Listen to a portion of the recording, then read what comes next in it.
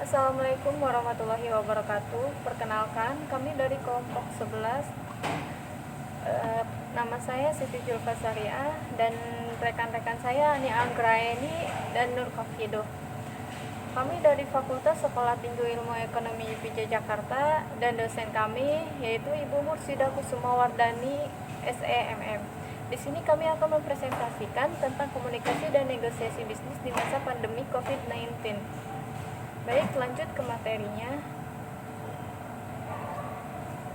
Nah, terapkan strategi komunikasi yang tepat saat pandemi COVID-19 ini, yaitu dengan berkomunikasi adalah elemen yang penting untuk membentuk kehidupan bersosialisasi yang lebih baik.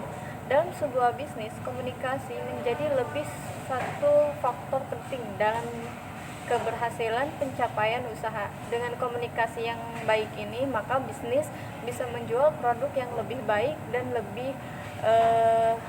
dan bisa juga lebih menghindari terjadinya kesalahpahaman antara kedua belah pihak, dan juga dalam kegiatan bisnis seperti pemasaran dan bisnis membutuhkan komunikasi yang baik terutama kepada konsumen agar produk yang dimiliki oleh kita atau oleh perusahaan-perusahaan tersebut bisa diterima sepenuhnya.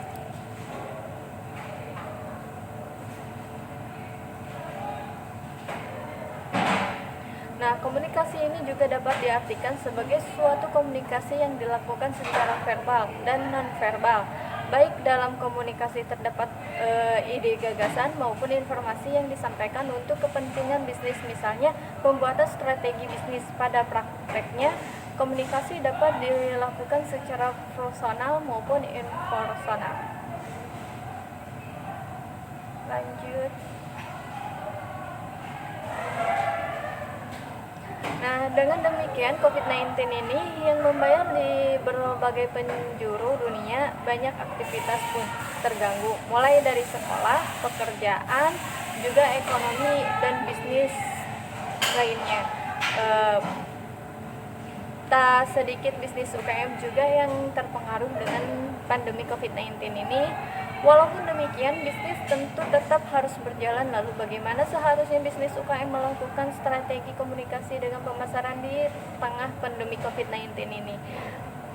Kalau kamu bingung atau kalian bingung, itu sangat wajar ya. Banyak pembisnis pun yang merasakan demikian. Pasalnya hal ini tidak pernah terjadi sebelumnya. Pada masa ini banyak orang merasa khawatir dan cemas dengan segala ketidakpastian yang ada. Beberapa orang dampak langsung dengan pandemi ini. Dengan semua orang berupaya untuk beradaptasi dengan kondisi saat ini, bisnis pun harus bisa menyesuaikan gaya bahasa dan penyampaiannya dalam berkomunikasi terhadap audiens mereka. Banyak bisnis mulai dari UKM hingga bisnis besar mulai menyusun ulang strategi komunikasi mereka, konten-konten yang mereka buat, dan mencari ide-ide kreatif baru untuk memasarkan produk atau jasa mereka.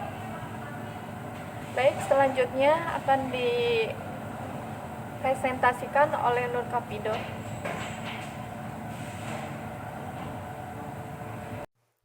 Faktor yang mempengaruhi komunikasi bisnis. A. Persepsi. Setiap komunikator atau orang yang berbicara harus mampu melakukan prediksi bahwa apa yang disampaikan akan mudah diterima dengan jelas oleh komunikan atau orang yang mendengarkannya. B. Kredibilitas.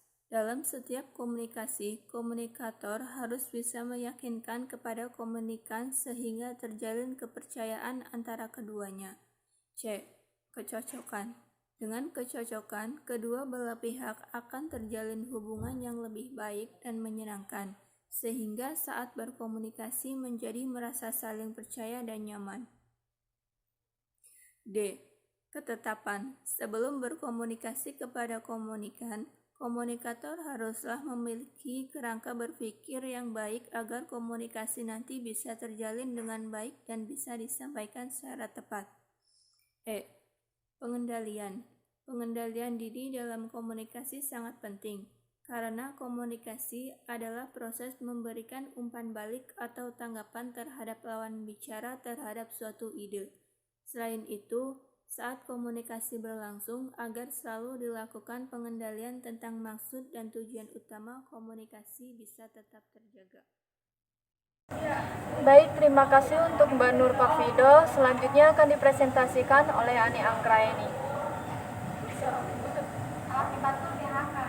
Kondisi pembatasan sosial berskala besar atau PSBB ataupun lockdown yang berlaku di negara lain sebenarnya membuka kesadaran bagi para pelaku bisnis bahwa situasi krisis itu bisa terjadi setiap saat, di mana saja dan terjadi pada siapa saja.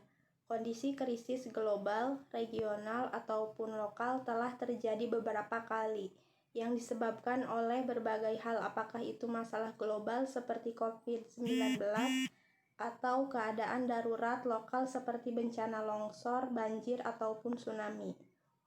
Oleh karena itu, bisnis harus memiliki rencana program solusi krisis untuk pelanggan mereka. Resikonya ada sedikit penurunan keuntungan atau melepaskan insentif yang diambil dari dana simpanan keuntungan bisnis. Sebagai implikasinya akan memerlukan sedikit penyesuaian pada isi pesan komunikasi pemasaran. Rencana tersebut harus tersampaikan secara jelas ke tim pelayanan pelanggan, situs web Anda, saluran sosial, staf yang menghadapi pelanggan, dan banyak lagi. Meskipun kita sering tidak dapat mengendalikan krisis sosial yang sering dihadapi, kita dapat mengendalikan respon kita terhadapnya. Komunikasi ini harus menjadi upaya seluruh tim dalam perusahaan. Kembangkan Go Team lintas fungsi dengan para ahli dari hubungan masyarakat, sosial, email, ponsel, situs web, desain, data atau IT, humas, gerai atau lapangan logistik, rantai pasokan, dan layanan pelanggan untuk mengordinasikan tim dan kinerjanya. Kemudian buat rencana untuk proses pendokumentasian tanggung jawab di seluruh lini organisasi karena hubungan dengan setiap yang dihadapi pelanggan. Tetapkan strategi krisis dan template yang jadi acuan untuk komunikasi, dan jika ada waktu, lakukan running test untuk memastikan rencana dan strategi Anda baik.